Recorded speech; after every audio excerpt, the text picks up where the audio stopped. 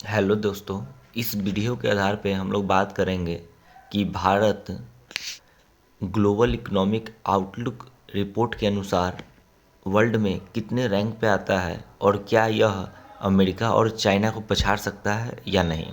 देखिए, हाल ही में आईएमएफ यानी इंटरनेशनल मॉनेटरी फंड के द्वारा आया गया रिपोर्ट जो है ग्लोबल इकोनॉमिक आउटलुक रिपोर्ट, उसके आधार पे भारत विश्व में चौथी सबसे बड़ी इकोनॉमिक्स बन चुकी है।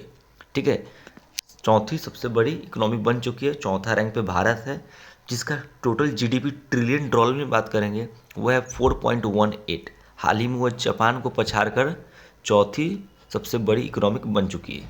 लेकिन यहाँ देखने वाली बात यह है कि भारत का टारगेट है 2030 तक तीसरी बड़ी इकोनॉमिक बनना। ये तो आसान दिख रहा है क्योंकि 4.18 ट्रिलियन से 5 ट्रिलियन जा सकता है आदमी, क्योंकि आप देख सकते हैं जापान को जब भारत ने पछाड़ा तो ज़्यादा गैप भी नहीं है।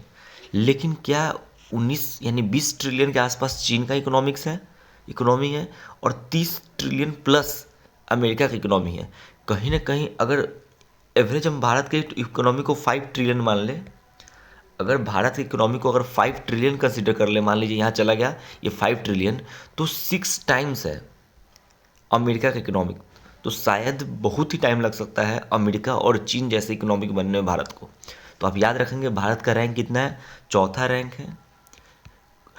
किसने रिलीज किया यहाँ देख लीजिए, source IMF international monetary fund, report का नाम है ग्लोबल इकोनॉमिक आउटलुक रिपोर्ट। मतलब ओवरऑल लेवल पे क्या ग्लोबली रैंक है किसका, उसके बारे में रिपोर्ट है।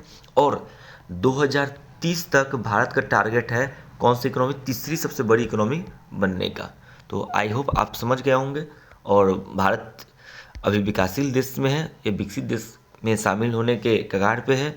जो 1947 में जो फ्रीडम मिला था, 1947 में जो फ्रीडम आज़ादी मिली थी, उसके 100 वर्ष यानी 2047 तक भारत को विकसित राष्ट्र बनने का टारगेट है। और अच्छा है, यह हो भी सकता है अगर सब कोई अपने वर्क को अच्छे से करे तो। जय हिंद दोस्तों, मिलते हैं फिर किसी और वीडियो में।